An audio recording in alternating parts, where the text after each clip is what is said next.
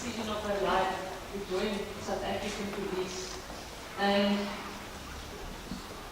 she was part of our crime prevention unit for 4 years, and up until a month ago, she's been the only lady in the team. I think that was amazing. She didn't stand back 1 second while performing the crime prevention duties. She was very dedicated, and she completed 11 courses in the South African Police. And Bishop, it was not soft courses, it was all operational courses, crime prevention level 1, roadblocks, shooting, maintenance shootings, and everything to empower herself to become one of the best police ladies in Kraaifontein.